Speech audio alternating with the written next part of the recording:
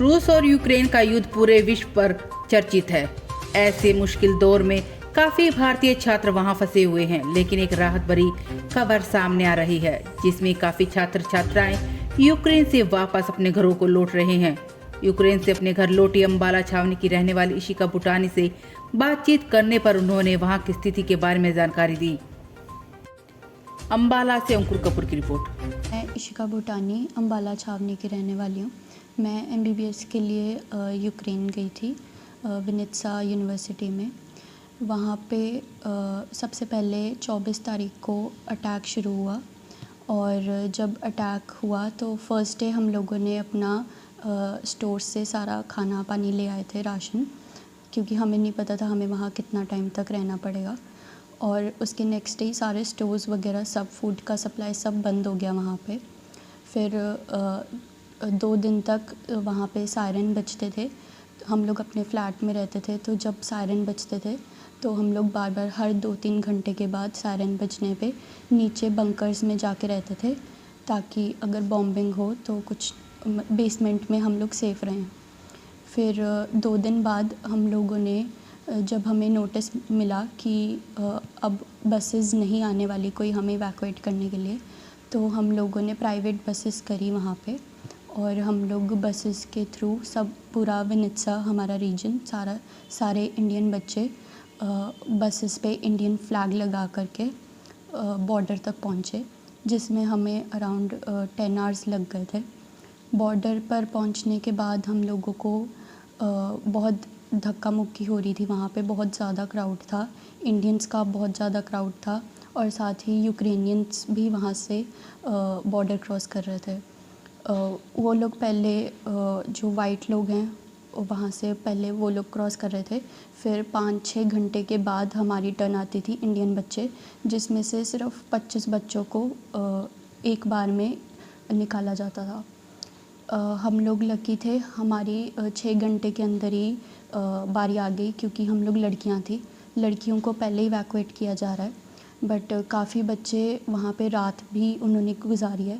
धीरे धीरे करके टेम्परेचर वहाँ पे बहुत ज़्यादा, नाइट में तो बहुत ज़्यादा ही लो हो जाता था, जिसकी वजह से एक बच्चे की ठंड में डेथ भी हो गई। फिर बॉर्डर क्रॉस करने के बाद हमें काफ़ी अच्छा ट्रीटमेंट दिया गया।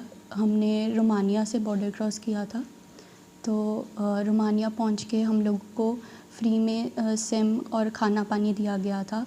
रास्ते में तो बॉर्डर क्रॉस करने से पहले तो हमारे पास कोई खाने वगैरह के लिए इतना सब नहीं था।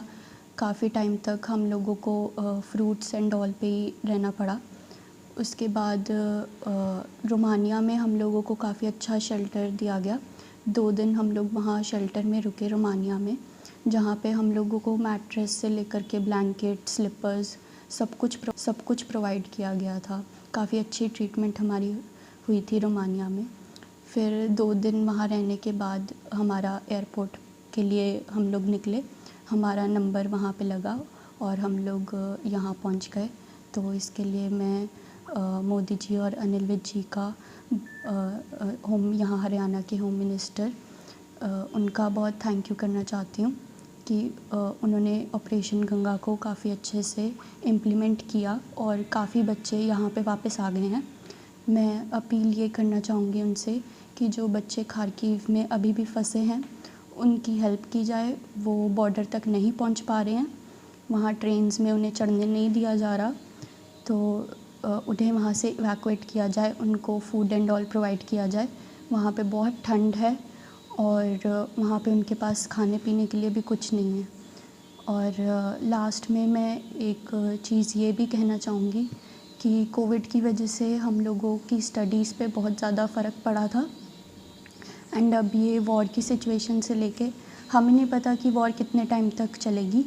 तो काफ़ी बच्चे पहले से ही ईयर ड्रॉप और पता नहीं कितने ईयर ड्रॉप करके आए थे वहाँ पे, एंड अब हमारा फिर से सेमेस्टर बैक तो होगा आई गेस, और हो सकता है ईयर बैक भी हो। तो आगे हमारे करियर का हम लोगों को नहीं पता कुछ। Thank you.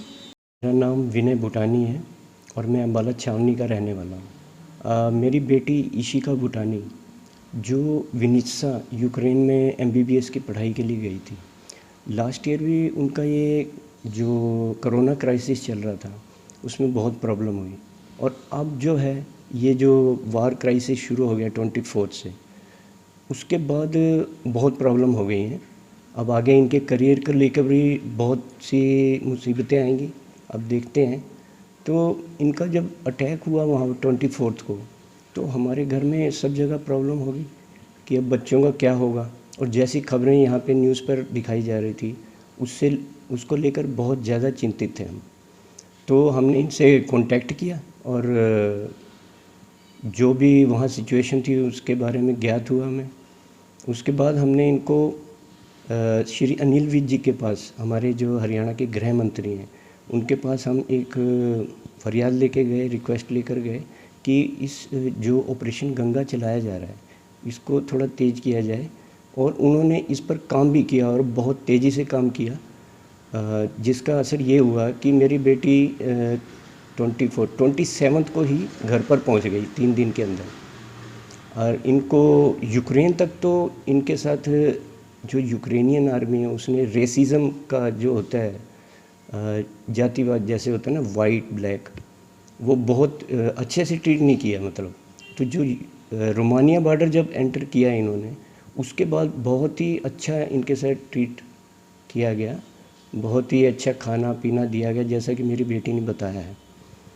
तो हम मोदी जी का बहुत दिल से शुक्रिया अदा करना चाहते हैं, और हरियाणा के हमारे गृह मंत्री श्री अनिल विज जी का भी बहुत तहे दिल से धन्यवाद करना चाहते हैं कि अगर ऐसे नेता होंगे देश में तो किसी को घबराने की ज़रूरत नहीं है। खार्किव में जो बच्चे फंसे हैं वो भी आ रहे हैं धीरे धीरे, और हमें पूरी उम्मीद है कि मोदी जी उनको भी निकाल लाएंगे, सभी बच्चों को निकाल लाएंगे, एक एक बच्चे को, एक एक भारतीय बच्चे को निकाल लाएंगे, बल्कि और भी जो दूसरे देश होंगे उनको भी लेकर आएंगे। मोदी जी का फिर से शुक्रिया अदा करना चाहते हैं हम कि हमारी बेटी सेफली हमारे घर में पहुंच गई है। इसके लिए धन्यवाद।